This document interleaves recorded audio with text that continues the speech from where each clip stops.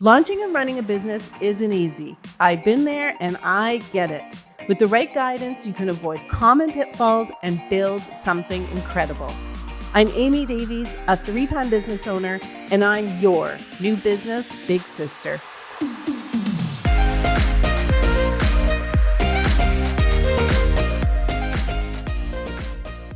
Hello, and thanks for joining us today. I am so happy to be joined by a member of my LinkedIn community for one. Rhona, you're everywhere, so I'm going to let you tell us more about where you are. But I'm here today with Rhona Pierce, and she is the CEO of Perceptible Studios, and she's going to tell us more about that. But she has a fantastic presence on social media. I know the work that she does is amazing. I see it all the time. And we have some connections in common, Rhona, who always speaks so highly of you. And I'm excited in particular today because I absolutely love this topic. So I was so excited when you mentioned having a conversation about personal branding, because I think personal branding is so important for everyone. But it's also in particular important for entrepreneurs who are trying to get out there and sell their products and services and make a real impact. So Rhona, welcome. Thank you for joining. Why don't you tell us a little bit more about who you are and what you do? Thank you so much for having me. And yes, like you said, Amy, my name is Rhona Pierce. I am the founder and the CEO of Perceptible Studios. And what we do at Perceptible Studios is we help business leaders scale their impact through video content. So a lot of personal branding. It's one of my favorite topics. I can talk about this all day long. And I've seen how impactful and how important it's been for my own business and my branding. So definitely love talking about it. So thank you so much for having me. Yeah, and I'm looking forward just to learning as well from you. This is what I love about doing this podcast. I agree with you on the video content for sure and how important that is. But it's also nice to have experts like you come on because we can, I get to learn as well, and then I can apply some of what I learned to my business practices. So, can you start by telling us a little bit about what personal branding is? Because I think everyone kind of understands it conceptually, but maybe they don't have a really a great idea of the what it is and the impact that it can have, like the details of that. So I like to explain it in two parts. First, so personal brand is really what people say about you when you're not in the room. And I wish I would have come up with that definition, but that was Jeff Bezos who did. I absolutely love that definition. That's what a personal brand is. Now, personal branding, and this one is my definition, are the intentional steps that you take to teach people what to say about you when you're not in the room. That's Yeah. personal branding. Yeah. Yeah. And it's worth putting a lot of thought into. I think that we just, some of us go out there in the world and we don't think a lot about the impact we have or how what we say and do and our actions will create our brand and be what people say about us when we leave the room, right? So it's really important, I think, to be intentional. So is it, in your mind, is it what we wear, the content we post, your business's branding? Like, how does it all work and come together? I mean, it definitely is part of it. Yeah. Um, yes, because what you wear, how you present yourself online, how you present your content, all of that says something, right? To people, what you're saying may or may not say to them what you are trying to say, especially in written form. If you probably haven't noticed, I love video. So, video is one of the ways where I think that you actually can present the message that you're wanting to present. but also like your logo, the colors that you use, all of that, there's science behind it. Like colors mean different things to people and how people react to things, how your content is structured. If you always have content that's just like all jumbled up and no one can understand, that says something about you to people that are seeing you. So, yes, all of that does contribute to your personal brand. Yeah, and again, I love what you're saying there. So if you have content that's all jumbled up, you want to be a clear communicator. People appreciate and trust others who are clear communicators. One thing you'll laugh, Rona, about me is, and today I was like right on time. So if I'm not early, to me, I'm already late. And part of my personal branding is being reliable. And I think that we don't realize too, or we may not all put enough um, thought into if we're late consistently, that might actually hurt our reputation, hurt our personal brand, especially if we're running a business and we want to get people to trust us. Being reliable and demonstrating that you're reliable, as you said, through the content that you post, it's not all jumbled up and full of grammatical errors, but also by being accountable, by not just being on time for meetings, but if you have a deadline, say, make sure that you reach that deadline or have an explanation in advance as to why you need to a little more time for something. Yeah, and if you consistently show up late, not just to meetings, but let's say you told your audience you're going to do this LinkedIn Live or whatever, and it's canceled or you never show up for or things like that, and those things happen, that says something about you.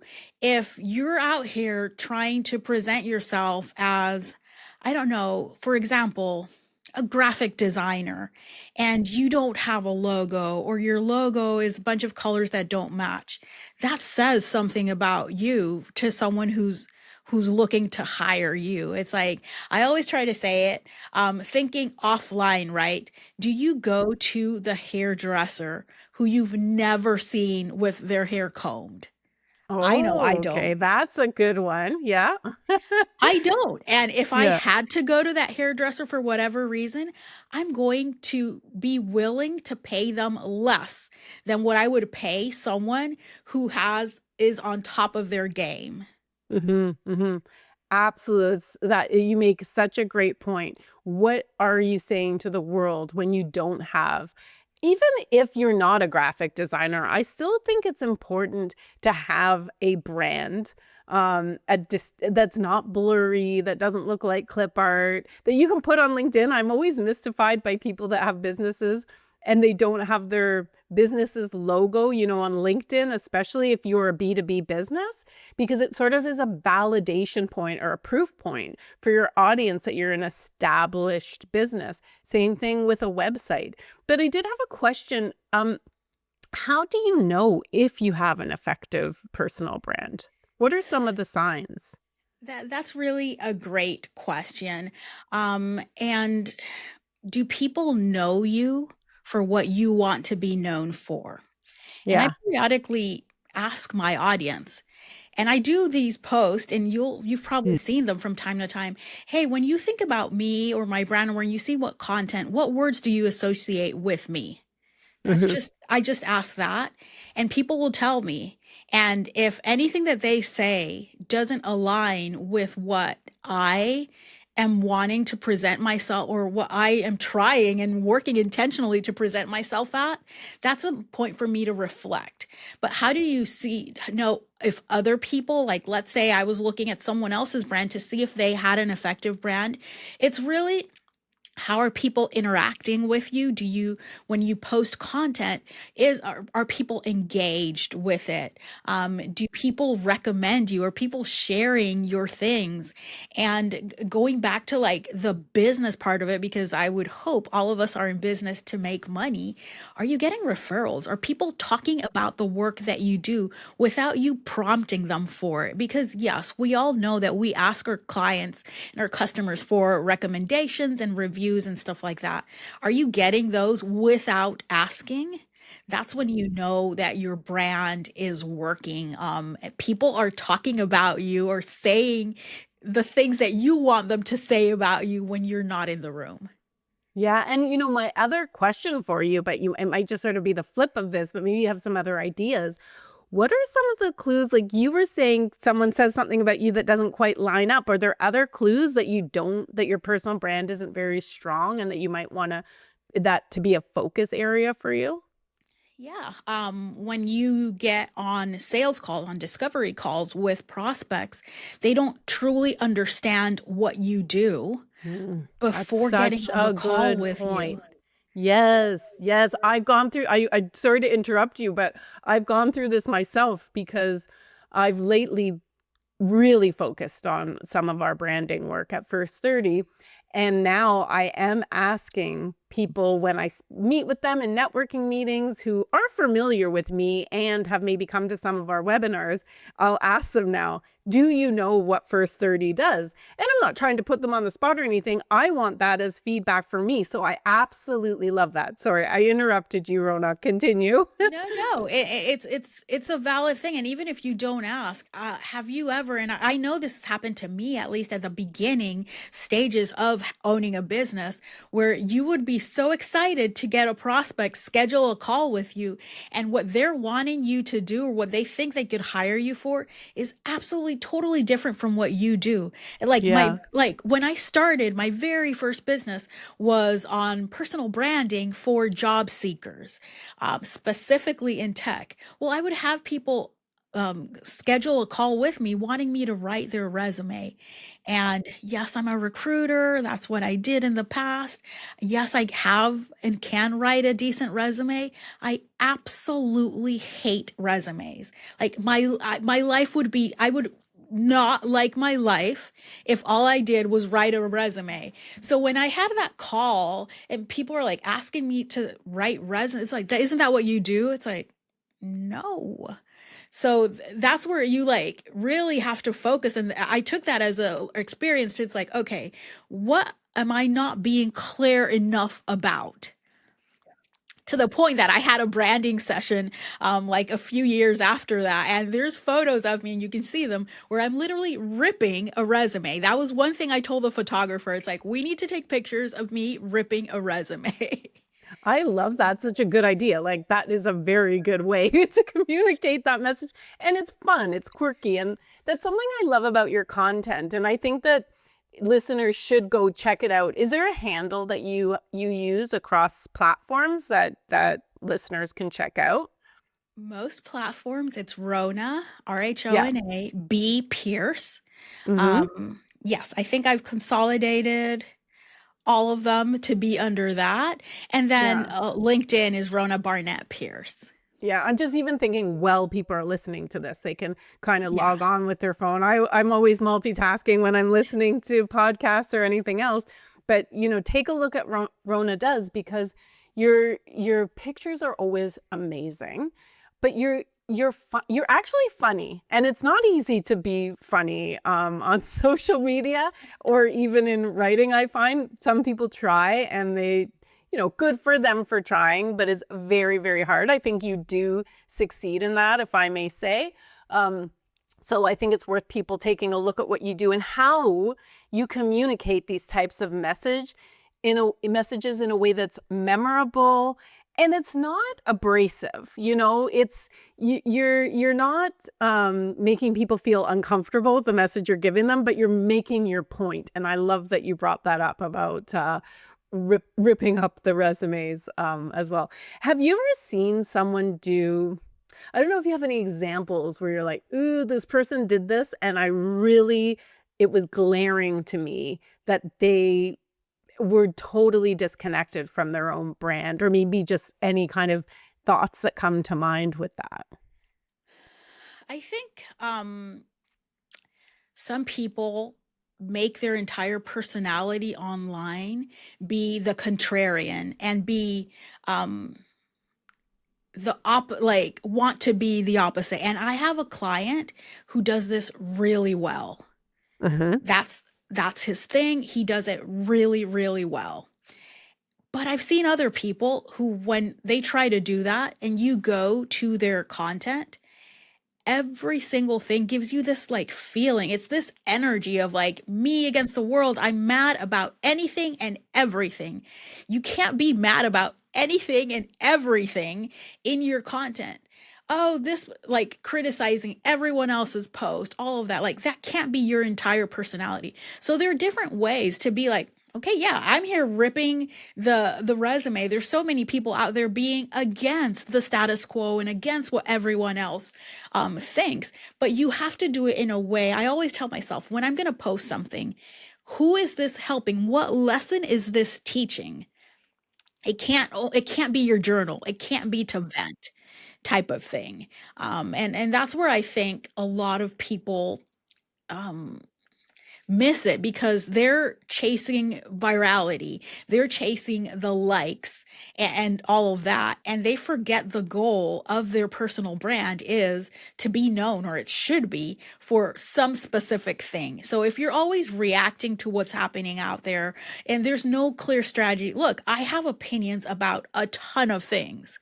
I tell my friends that's what you have the group chat for. That's what you have family and people in your life for. But online, if I'm going to take a stance about something, if I'm going to talk about something, it really has to be aligned with what I'm wanting to be known for.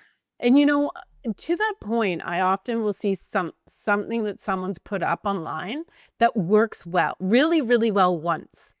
And then they keep posting on that same topic. And maybe it's not even being controversial. Maybe it's just the same topic. And I will ask myself, well, how does this align with you making sales for your business? If it does, then fine. And if it's working for you, if it doesn't, I think you really have to reevaluate it.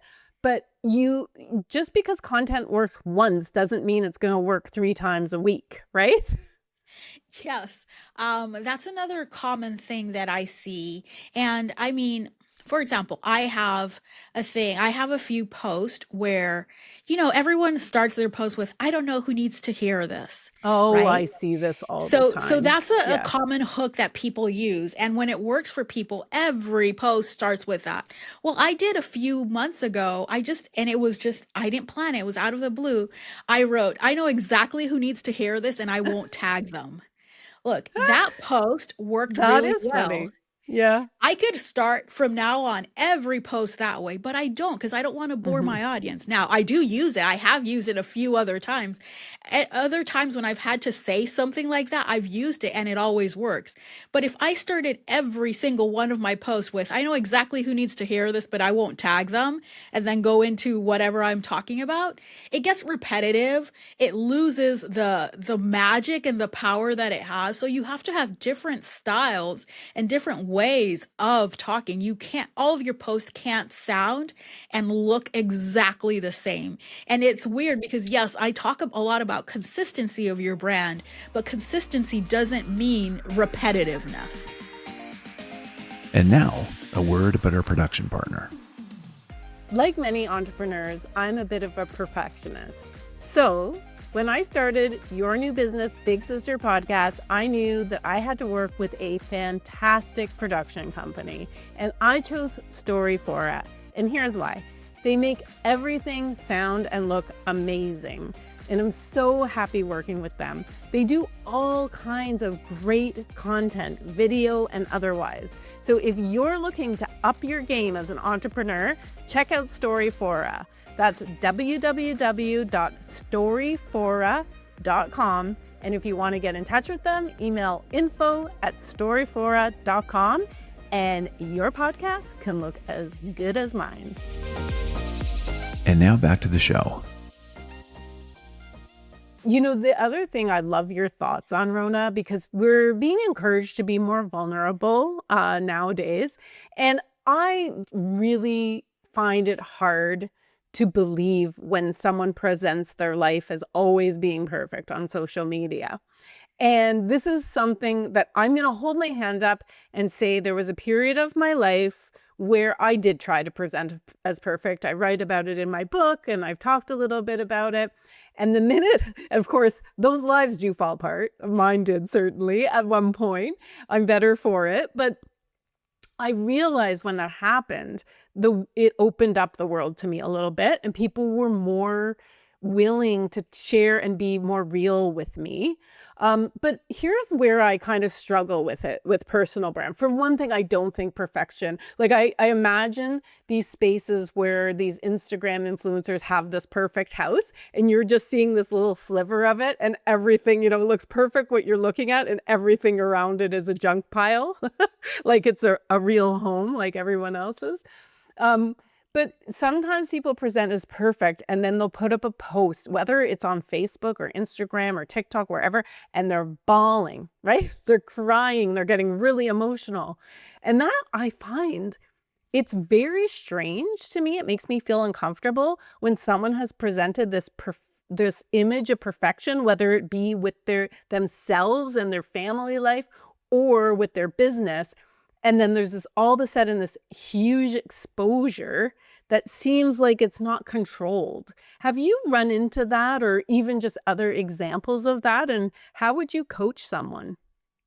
Yeah, I've run into that and I've seen it. I actually have had people reach out to me after someone actually sent me a DM saying, I tried to be vulnerable online and it's not going well. Yeah. And it's like I call it stepping into hot mess territory because yes, you've probably presented a series of posts, or even if it's not, if you don't have a ton of posts before, people aren't necessarily expecting the like, oh my gosh, I'm here crying and all of that. It's just so like off-putting because it's also not normal life. Look, your friends, they can have 5 good days and then they call you for one bad day, right? But there's usually some lead up to it, or like so it's usually not like 100% out of the blue, or you've seen some other side of the person. So if all you see is one side of the person and then all of a sudden you see this polar opposite side, it's very, very like shocking to people, and it's going to have the opposite effect of what you were trying to do. And also, to be honest, it comes off as inauthentic. um I'm not a huge fan of crying on the internet because the way I see it is it's like there's so many steps for a video to make it to the internet, but that you could have stopped, wiped your tears, and continued talking your message type of thing. And I'm not advocating for, I don't want it to come off as, oh, you shouldn't be vulnerable. I am 100% for vulnerability, but authentic Yeah. vulnerability. And there's Yeah. nothing wrong with crying. I'm human. I have cried. I don't think I've ever cried on the internet, but it's different. Like, let's say you and I are here having this interview and you ask me something that like really gets to like touches a subject, and as I'm talking about it, I cry. That's very different than me turning on my camera, starting to cry, post this, and like record that video, edit it, and post it to the internet. There Yeah, has to be a don't start reason. your camera to cry. If it Exactly. happens organically, then that Yes, seems real. If it's sort of it almost feels staged when people do that. exactly. So Yeah. I always think, and I always tell people before you post, ask yourself, why are you posting that specific piece of content? If the answer starts with because I want people, because I want this, because I want this, it's probably a time to step back and think about it, because every piece of content shouldn't be for you. It should be for your audience. It should be to serve your audience in some way, shape, or form. And yes, you're wanting to get leads. You want people to buy from you, but the content shouldn't be made for you and your selfish reasons. It should be to serve your audience. And I think that's how you stay out of hot mess territory. I love it. Stay out of hot mess territory, everyone. Okay, so then you talked a little bit about some of the things you should do and consider, but is there a personal branding process that you recommend for people who are entrepreneurs or are about to embark on the entrepreneurial journey? Yeah, so I have a framework obviously that I teach to people that I work with, and it's three steps, right? Define, start with what do you want to be known for? Who are you talking to? Because that's important to know. Like just figuring out your ICP, things that you should have already done for your business in general, right? But like, what do you want to be known for? Who are you talking to? And why are you talking to them? Like, what are your goals? And then the second step is actually developing that, um, your signature content style and your system and how you're going to do that. And this all sounds very complicated, but it's really not. Mhm. When I work with people, I teach them some of my frameworks for each thing. For like video, I have a framework. For visual content, I have another framework for different platforms and things like that. So it's very, very easy to develop content itself and then distribute it because a lot of people, and you would be surprised, a lot of people excel at the define and the develop. They do that, and then the content never sees the light of day because Oh. they either don't have a strategy or they're scared of it or everything. But it's like distributing it isn't just I have this video and I'm going to put it everywhere because every single platform is different. So, although I might put the same piece of content in every platform that I'm on and I'm all over, it doesn't necessarily look the same on each one. So, I'm a big advocate of repurposing content, which is very different from resharing content. So, what I put on LinkedIn isn't necessarily the same thing that I would post on Threads, for Yeah, example. then that I think that's where it gets so complicated. And I will say that is something that I certainly struggle with. I have a comfort zone. My comfort zone, I'm sure it's no surprise to you, Rona, is LinkedIn at this moment in time because I like to write, I like pictures.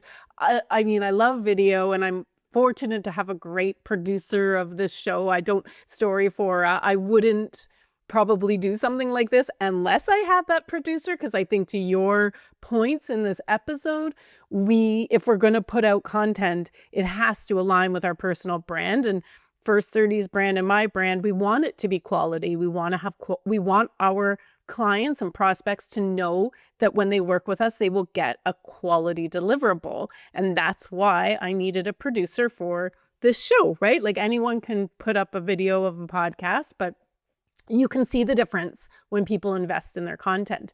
But it is kind of scary to go into that territory where you're like, ooh, I don't know TikTok at all. So I think what people should do is, again, as they're listening to this, is go look at your TikTok content, go look at Rhona's Instagram content, and look at your LinkedIn content. What I see, I love, but it is different everywhere. And I think you are someone who is succeeding where many of us, the rest of us, have not to this point on all the different platforms.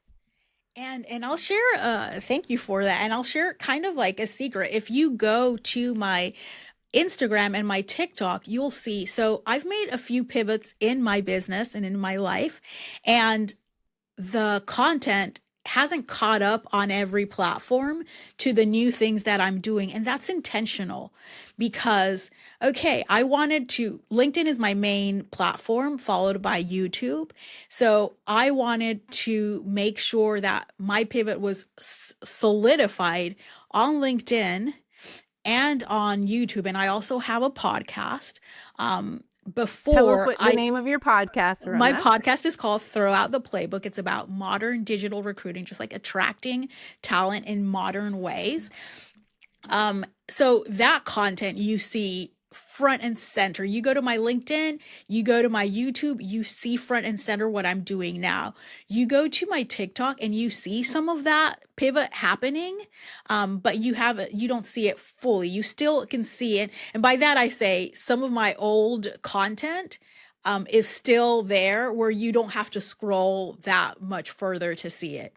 Instagram is a little further ahead, but not so much. And that's intentional because I'm learning as I'm doing this where my people hang out and where I spend my time and my money, because I also have a team that helps me with it. And at first I didn't. So I'm not saying you have to have this huge team. I have a team because I own a video marketing agency. Imagine if I had unpolished, unfinished videos out there. Who's going to hire me to create their videos for them if my videos look like I did them as an afterthought in my car Mhm. one day? Like, Yeah.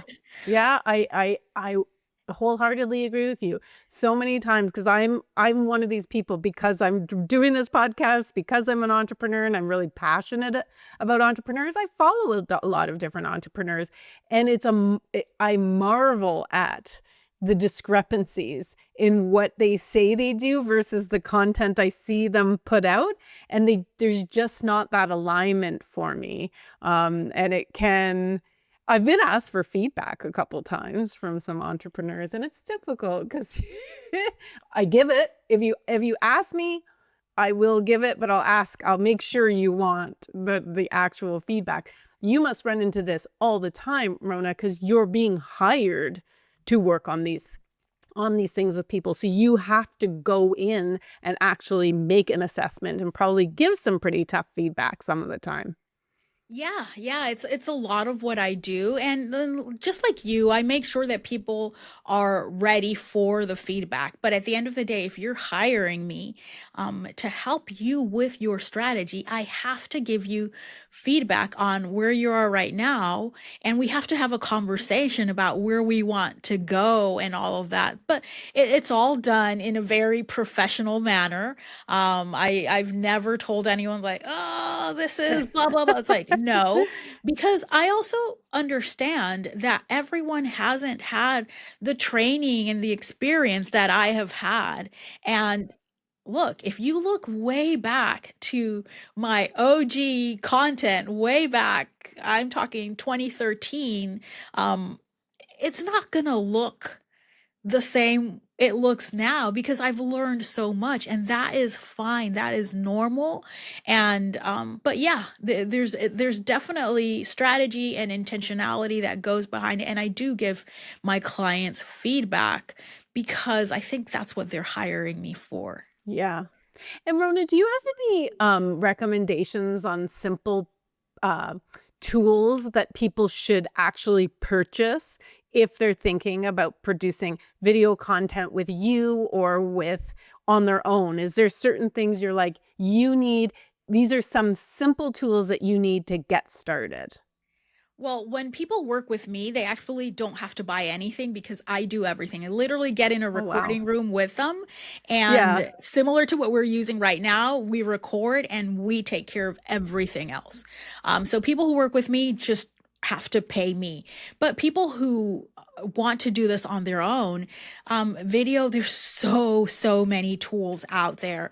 If you go on podcasts, this is simple repurposing, right? Let's say you are a guest on Amy's podcast.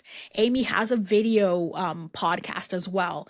You can use a tool called Opus Clip or Opus Pro, and you can drop the link of the YouTube video and it will create clips. And you can even say, I want from this minute timestamp to this minute. And it creates the clips, it adds the captions for you, it puts it in the social media size and all of that for you. So right there, all you did was pay for Opus Clip, which is like, I think $200 a year. And they also have a free version. But if you want the version without their watermark and stuff like that, it's like $200 a year for like 3,600 minutes, which is a lot. So that's one tool that I love. There's also Descript. You can use it for like, it's a visual way of editing. So if you're not familiar with editing videos, you can upload a video to Descript and it transcribes it into words. And then you can remove the words, right? or like dead spaces. And you can even click like remove the ums and the rights and the like the filler words. And it does it for you in a few clicks and you have a video. So there's so many tools out there. But I would say those are my top two that I'm obsessing over and use Yeah. almost daily that could really help someone who's wanting to start with content. And like I said, you don't even have to create your own. Like if you go to someone else's podcast and they have a video available, now you can clip it yourself. Well, I'm going to put those in the show notes for folks to have a look at. Now, I have one last question for you. If I'm an entrepreneur and I'm on my very first step of a personal branding journey, what's the first thing I should do? First step is figure out what you want to be known for. And if you are not clear on that, find 5 people that know you in different levels of knowing you. So someone really close to you, someone not so close to you, someone who's interacted with your business somehow, and ask them, how would you describe me? Give me 5 words to describe me and what I do. And then there you can start shaping what you want to be known for and making sure it's aligned with what other people are saying. So that's the first step, figuring out who you want to talk to, because you can't be talking to everyone. Just like your business isn't to serve everyone, your brand should be specific to a certain audience. And yeah, I think those are the most important ones. Well, you're making me feel very good right now because I'm going to tell you, quite recently, I reached out to members of my First 30 community and I wanted some feedback on our programs and our positioning. And I thought, who better to ask than people who may know me on different levels and know the business on different levels. And one thing I will say that I want to build on the point you've made. Ask people for help. You'll be surprised who will say yes. And I am so grateful for these people who took, a little bit of time. I made it really short, 20 minutes. I was prepared. I had a little presentation for them, like really quick overview slides, like here's what we're trying to do and here's where we're at. Can you give me some feedback on this, this, and this? And I got some amazing feedback, which I was able to apply almost immediately to our business and strategy. And I was just so grateful. And so don't be nervous about asking people, because sometimes people get like, oh, is someone going to want to help me? They don't know me very well. People like to help other people, despite what some days the world might be. We feel like the world's saying to us, people are good and they want to help you. So ask for that help. And Rhona, I'm so glad I asked you for your help to come here today and share your expertise with all of us. You are, I would say, one of the things that as your branding and everything I've experienced of it is that you're an incredibly generous person in your presence and who you are. And I am very grateful to have you in my orbit. So thank you. And thanks so much for joining me here. I'd also like you to remind us, how can people get in touch with you if they're interested in your personal branding program? And I did have one question about your personal branding program. Is it something do you have any resources that people could use? So is it all live with you, or do you have a course that people can purchase or anything like that? So great question. And thank you so much for having me. This is, you're one of my favorite people online as well. So Oh, very excited to be here. And yeah, to work with me, I don't have a course. What I do, it's done for you services. Like I said, you get in a virtual recording room with me.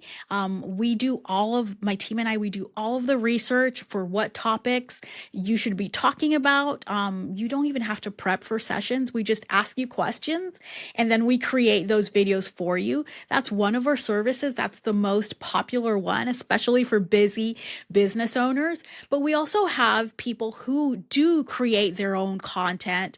They do, like, maybe they've hired someone and they've gone, and recorded a ton of video content, or they've gone on a ton of podcasts and they just don't have the time to make that into smaller, clippable, content to share. then we do that for them as well. They just like give us, here's everything. Or it's like if they're coaches or something like that, they have a community and it's like, here's all of my content of my community. How do I make this into other types of content? And then we go in and we help them repurpose. So those are the main things we do. Done for you, video and repurposing video. I don't have any free resources right now, but This is a free resource. Yes, I what I do really is I speak at many conferences, workshops, and I go on podcasts. And I also have, like I said, my own podcast throughout the playbook. It is geared towards recruiters and people in HR, but I speak a lot about content and running a business from that side of things. So we also do have listeners that aren't necessarily recruiters, but you can find me, like I said, Rhona B. Pierce everywhere, YouTube, and then LinkedIn is Rhona Barnett Pierce, and our website is perceptiblestudios.com. Yeah, and I'm sure there's contact information on your website as well. So that is so great. Thank you, Rhona. I'm so excited to see you next online. I'm going to have so much more context now for everything I'm seeing. But thanks everyone for joining us today. Please subscribe to us on our YouTube channel. Share the podcast if you think it's helpful, and feel free to rate us. As I understand it, Rhona, you're the expert on this, but I know that it helps podcasts thrive. But thanks so much, everyone, and have a great day.